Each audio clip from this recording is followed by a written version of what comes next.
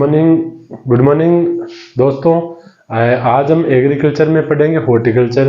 Horticulture में भी हम फलों को किस प्रकार से उनका वर्गीकरण किया जाता है, किस प्रकार को उनको पढ़ा जाता है। तो हॉर्टिकल्चर में हेडिंग लगाओ हॉर्टिकल्चर, और हॉर्टिकल्चर में पढ़ेंगे हम फलों का वर्गीकरण। फलों का वर्गीकरण और वर्गीकरण में अगर हम पढ़ेंगे तो वर्गीकरण कई प्रकार से इनका किया जाता है, जैसे पकने के आधार पर, जलवायु के आधार पर, प्रकाश दीप्तिकालिता के आधार पर आदि। तो हम सबसे पहले हम पढ़ेंगे पकने के आधार पर। पकने के आधार पर, पकने के आधार पर कितने प्रकार के फल होते हैं, कौन कौन से फल होते हैं, किस प्रकार से पकते हैं, किस प्रकार से नहीं पकते, वो सारे डिटेल पढ़ेंगे। इनको श्वसन दर के आधार पर भी बोल सकते हैं हम, श्वसन दर के आधार पर, श्वसन दर के आधार पर भी बोल सकते हैं इनको, पकने के आधार पर या श्वसन दर के आधार पर। एक ही बात होती है। कितने प्रकार के होते हैं? दो प्रकार के होते हैं, एक तो क्लाइमेट्रिक, क्लाइमेट्रिक फल,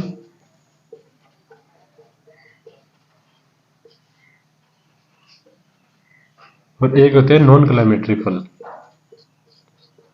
नॉन क्लाइमेट्रिक, हिंदी में भी इनको नॉन क्लाइमेट्रिक ही बोलते हैं,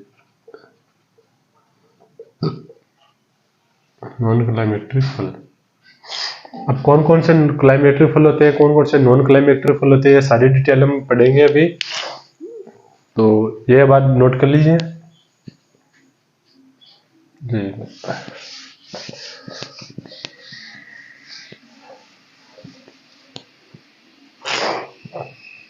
ये सबसे पहले हेडिंग लगाइए क्लाइमेट्रिक फल।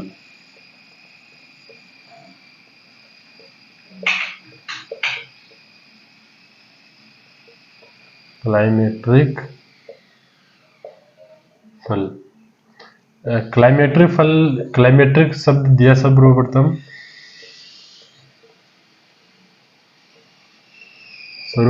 दो वैज्ञानिक तक Kidd and West, Kidd and West, ये दो वैज्ञानिक थे जिन्होंने क्लाइमेट्रिक शब्द सर्वप्रथम दिया था। ये दिया था 1927 में। पकने क्लाइमेट्रिक का अर्थ है, क्लाइमेट्रिक वो फल होते हैं जो पकते समय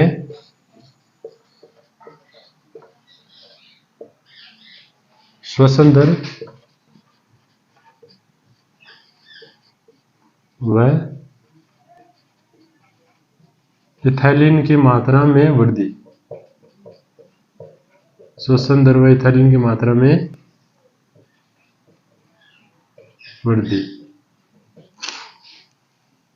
ये क्लाइमेट्रिक शब्द वही क्लाइमेट्रिक फल वो फल होते हैं जिनमें पकते समय श्वसन दर व इथाइलिन की मात्रा में वृद्धि हो जाती है।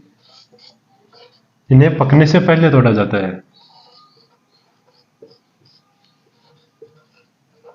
पकने से पहले तोड़ा जाता है। पकने का वेट नहीं करते इनमें कि कब पकेंगे, कब तोड़ेंगे, कब तोड़ाई करेंगे, वो उसका कुछ सिस्टम नहीं है। कच्ची अवस्था में इनको तोड़ते हैं, आप जैसे भी लिख सकते हैं कच्ची अवस्था में, कच्ची अवस्था में भी तोड़ते हैं इनको।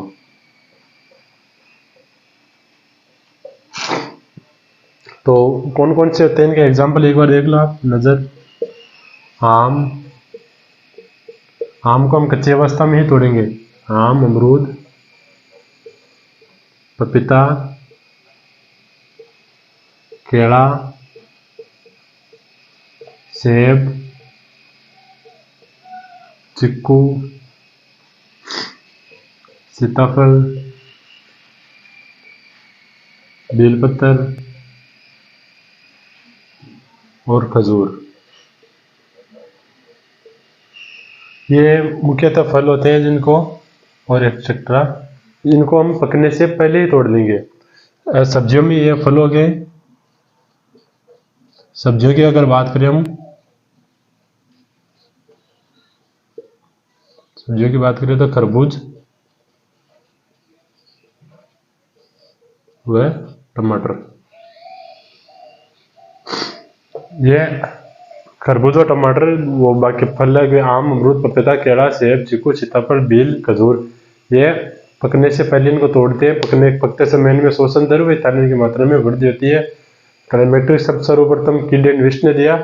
ये क्लाइमेट्रिक शब्द हो गया, क्लाइमेट्रिक फल हो गया। नॉन क्लाइमेट्रिक फल अभी बताता हूँ मैं, इसलिए आप पहले इनका स्क्रीनशॉट ले लीजिए और बाद में नॉन क्लाइमेट्रिक बताता हूँ।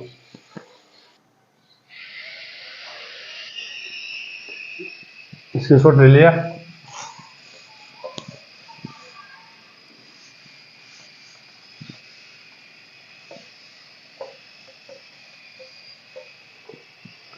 अब हम पढ़ेंगे नॉन क्लाइमेट्रिक फल। 2 नंबर हो गया, हेडिंग लगाइए नॉन क्लाइमेट्रिक फल।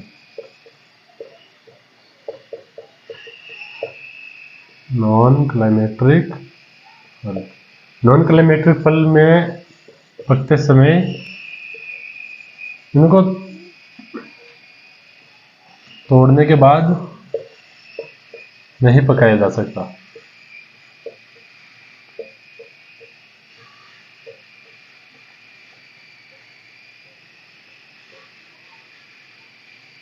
और इनमें पकते समय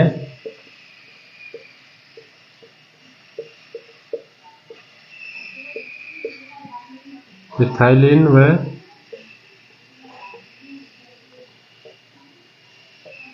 श्वसन दर की मात्रा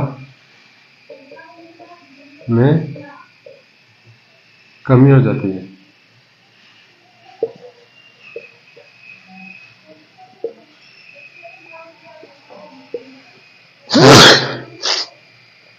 इन्हें तोड़ने के बाद इन्हें नहीं पकाया जा सकता और श्वसन दर में इनमें कमी हो जाती है पकते समय।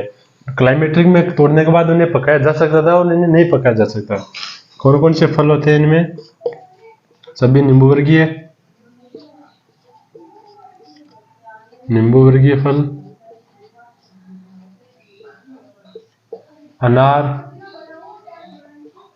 अंगूर, आंवला, पाइनएप्पल,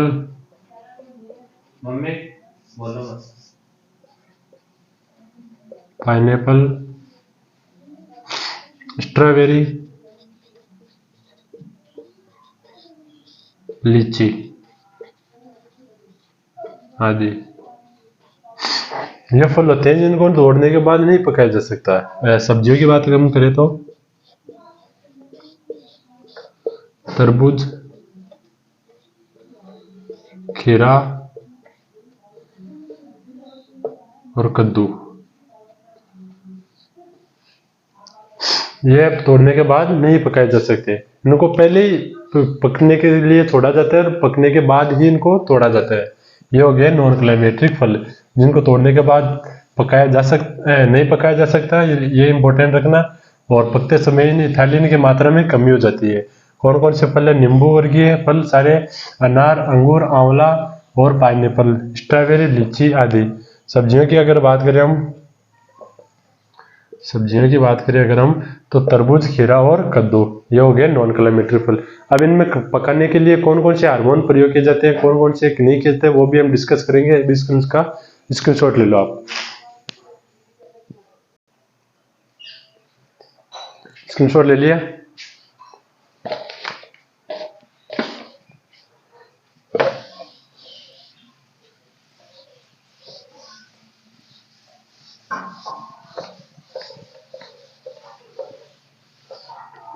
अब हम बात करेंगे कौन कौन से इनमें रसायन होते हैं, कौन कौन से काम में लेते हैं, कौन कौन से बेन है, कौन कौन से अनबेन है।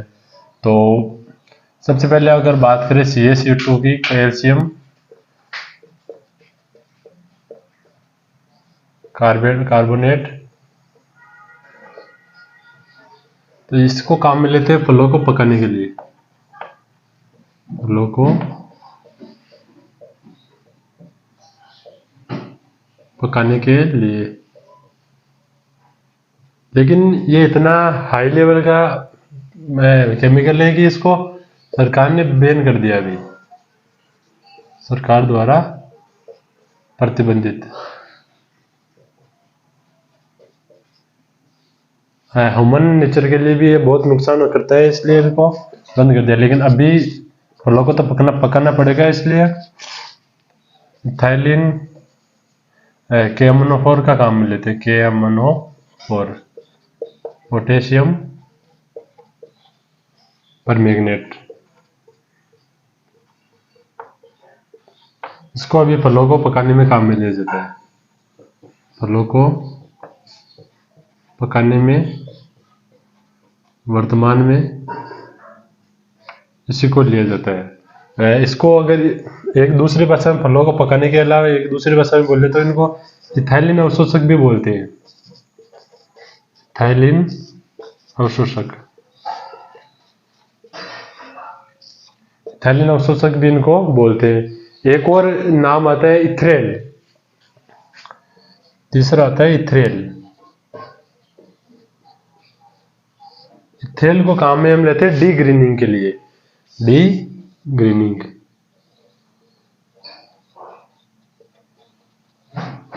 डी ग्रीनिंग के लिए इथ्रेल को काम में लिया जाता है। तो ये बार देख लो, अब CaCO2 कैल्शियम कार्बोनेट को फलों को पकाने में काम में लेते थे पहले, इनको पहले लेते थे, लेकिन अभी सरकार द्वारा यह प्रतिबंधित किया गया है। तो अभी कौन सा काम में लेते हैं? KMnO4 पोटेशियम परमैंगनेट, इसको अभी फलों को पकाने में काम में लिया जाता है। इसको दूसरी भाषा में बोल लेते इथाइलिन अवशोषक पदार्थ भी इसको बोलते हैं। और एक और वर्ड आता है कि इथ्रेल, इथ्रेल को लेते हैं डी ग्रीनिंग में। अब ये डी ग्रीनिंग क्या था वो आप कमेंट करके बताइए कि बताना है कि नहीं बताना। अगर आप समझ गए तो कोई बात नहीं, अगर नहीं समझे तो कमेंट करके बताइए कि मैं अगली क्लास में बता दूंगा। तब तक के लिए bye bye, goodbye. Subscribe कर देना, लाइक कर देना और शेयर कर देना।